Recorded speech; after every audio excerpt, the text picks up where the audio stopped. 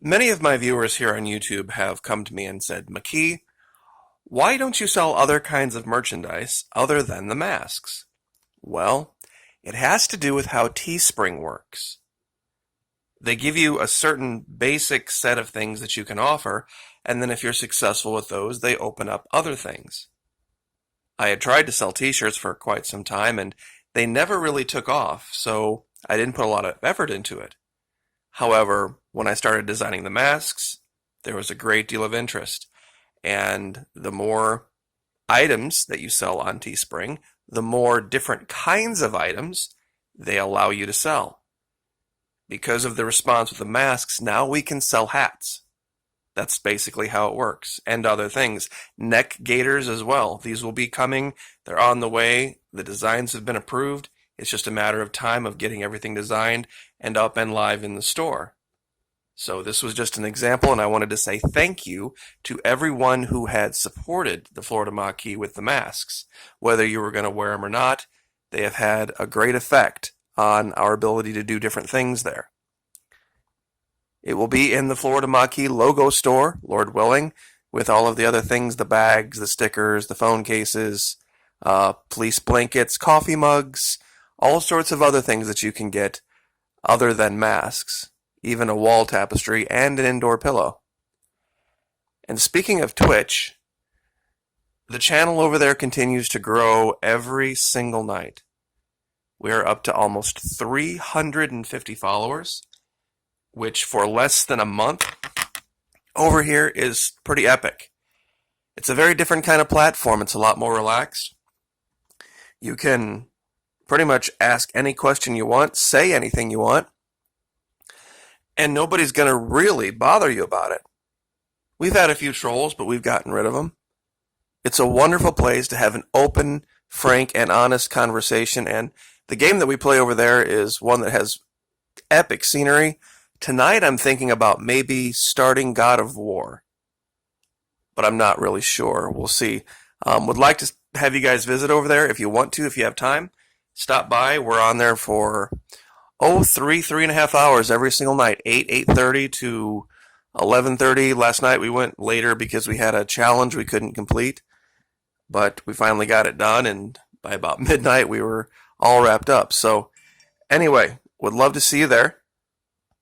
Just was going to show you guys a few little pieces of the combat and different things that go on with Middle-earth Shadow of War. But something strange has been going on in Russia.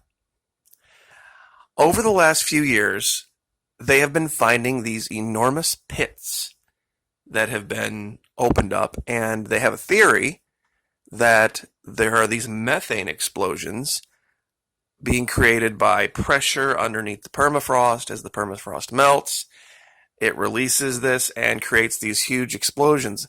Sometimes the explosions go inward, sometimes they go outward.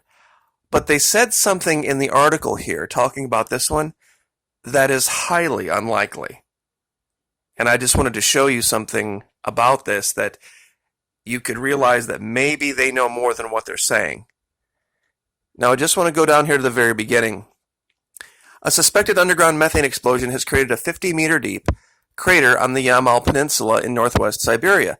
The vast sinkhole was spotted by chance as a news crew flew past. By chance. Now, this isn't the first time this has happened. Now, where they said this happened, the Yamal Peninsula, it is very, very unlikely that any news crew spotted this by chance. And let me show you why. Okay, up here you can see the size of a human being and the size of the hole. So I'm going to guess the hole is a couple hundred feet at least. We'll say 250, maybe 300 feet across. So much deeper than it is, distance across.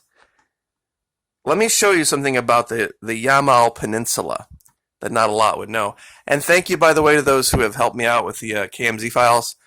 I've slowly begun to start to reconstruct a little bit some of the networks and add in some new finds, so it's starting to come together again. We'll be doing a video in the future detailing some of these finds, but the reason that I'm familiar with the Yamal Peninsula is because there's an area called the Yamalo-Nenets Autonomous Okrug, OKRUG, that's what it's called. And part of that is a place called, and there's a giant pentagon there, but the Yamal Peninsula is over here. And this is where that really large pentagon is. It's this finger of land right here. Now, remember, we're looking at the Yamal Peninsula right now from eye altitude about 865 miles. Okay, a news crew flying over would maybe be at 5,000 feet. And remember, they said they spotted, by chance, this new hole that had opened up. Let me show you why that's highly unlikely. I think some people are already getting it, looking at the landscape here. Let me tilt down and make it so that you would look at this as if you were flying in a plane.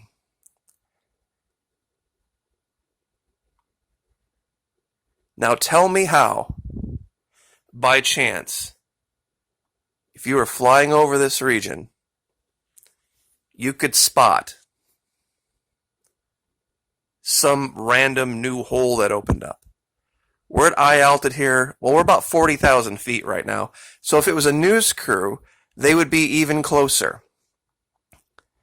So 40,000 feet, that's even high for an airliner. Let's drop down to where they would be. Here's about 6,500 feet. And let's just pick a random spot here and we'll just fly over. Even slowly. See if I can get it to move slowly like I had it before. Very difficult to do. There we go. Tell me how you would see something that's 300 feet across in this expanse. It's not like some giant open desert where a hole would stick out like a sore thumb. It is non-stop, uninhabited, pockmarked tundra full of lakes and craters everywhere. There's no way you would spot this by chance. And I looked all over this peninsula. I only found one airport, and it's way out on the coast. What in the world would a news crew be doing out flying over here just on some routine mission? There is nothing out here. There's not a city, not a settlement. You crash out here, it's over.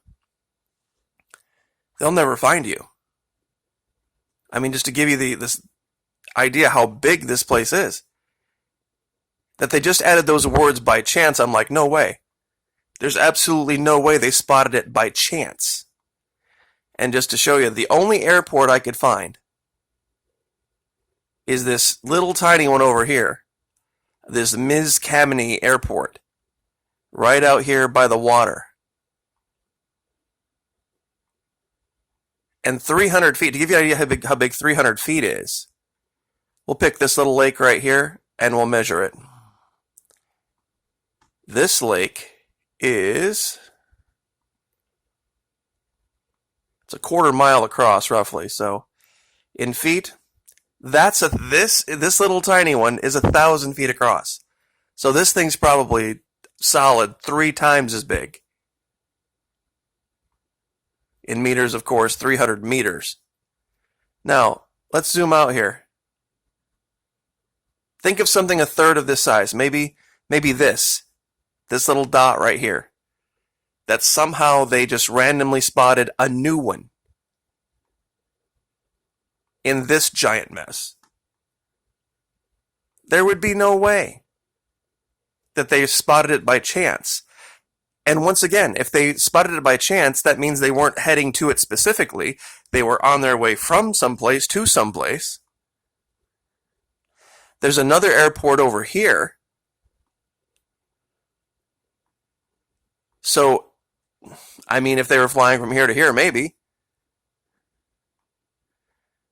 But it just seems odd, the way they worded that story, that they wouldn't have known about this, given all of the times this has happened. And it seems as if all of the shapes of these things are perfectly round. And it really does make me wonder about something because I found something new and I didn't really think much of it until this story came out. Now, let me see if I can zoom out and get it to show back up again.